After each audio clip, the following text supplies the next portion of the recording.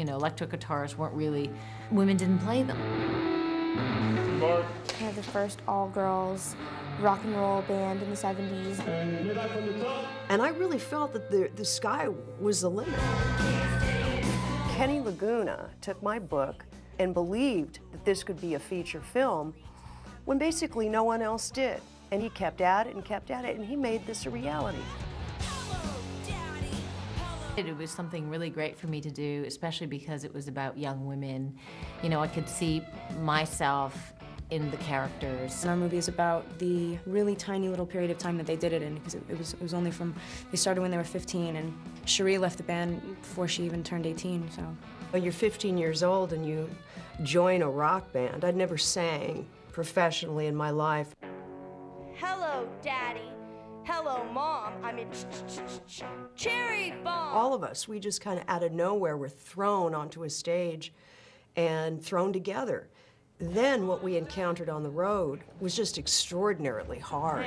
It's a significant period of history that changed a lot, but doesn't necessarily have such wide awareness. I mean, I didn't know about the Runaways. You know Joan Jett, and she's sort of, I mean, she's a bit of a legend. I play guitar, electric guitar. Oh. Joan Jett, that's a cool name. You guys got a demo?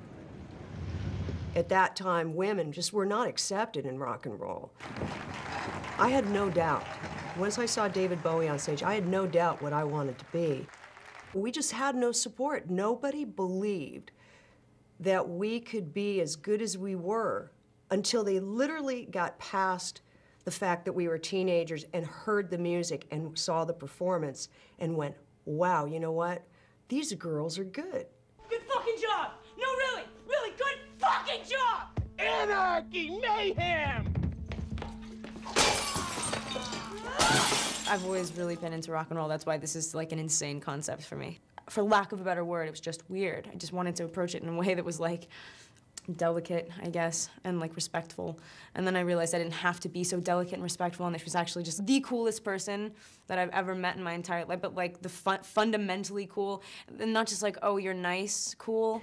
Kristen is a superb Joan Jett. I think she's become her, you know, her essence is so crazy with her body language, and it's really an amazing transformation. It's definitely a different role than I've ever played before, and something that has been so exciting for me, and to get to sing and wear these incredible costumes and get to do like a real period movie is really cool. I can't stress enough how unbelievable it is to play a real person, something I've never done. I've been in rehearsal with Dakota. We were in the studio together, and I'll tell you, when I saw her pull that off, like I said, I couldn't stop the tears. She just is a phenomenon. Cherry Bomb! Cherry Bomb! Cherry Bomb! Cherry Bomb! The relationship between our characters is kind of like what we have in real life. I feel like Joan and Cherie were very, very close, and kind of always were together, and of course they had their struggles and their ups and downs, but they were really like the best friends, you know, and me and Kristen have really gotten that close in real life too. A difficult part to play because, you know, Kim rants on, and he rants on like a modern beat poet, you know, and if that's not said right, it could just feel long, and it just could not feel right. And just the first time it came out of his mouth, it was just so refreshing. It was really great. I think he's, again, taken that character and made something really special with it. I've always been a really big fan of Michael Shannon, so I was really excited to get to work with him. And he plays an incredibly eccentric character, Kim Fowley. All you strive for is to get as close to the real thing as you possibly can, but clearly I had 2 weeks of rehearsal on this movie, which is like insane. But in 2 weeks, I didn't really have a whole lot of time to like perfect it. But I've been playing since I was like pretty little, but never seriously, and never any lessons, so. Of course, probably the biggest challenge was singing these real songs that she sang. Yeah, and I'm very lucky that Cherie has been able to be there on call if I need to ask her anything. When we first met, she was performing at the Roxy, she performed Cherry Bomb, and that was the first time that I met her.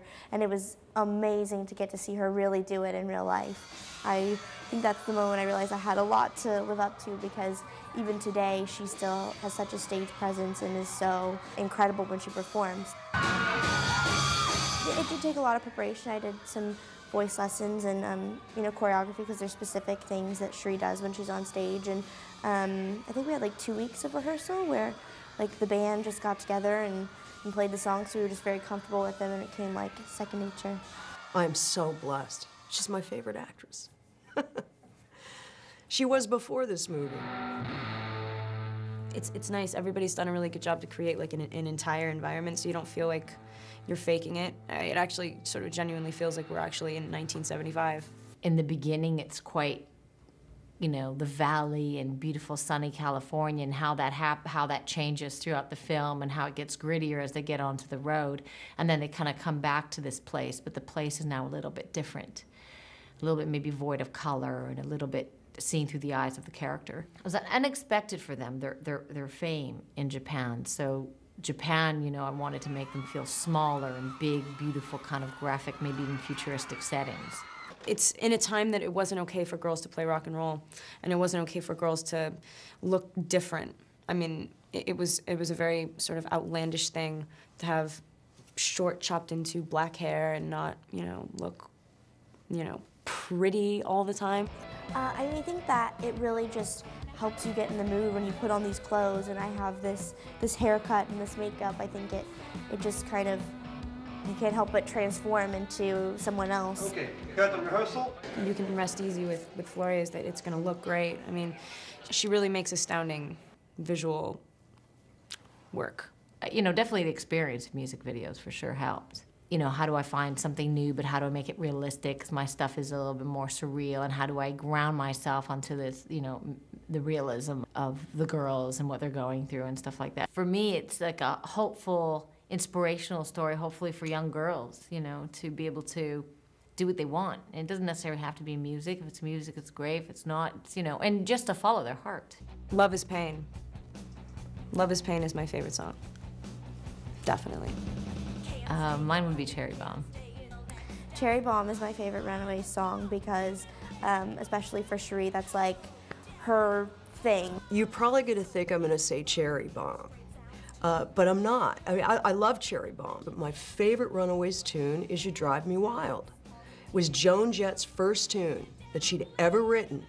When I heard that song, I knew right then, that she deserved more than any of us to be a superstar in this business, and I'm just so glad that she is.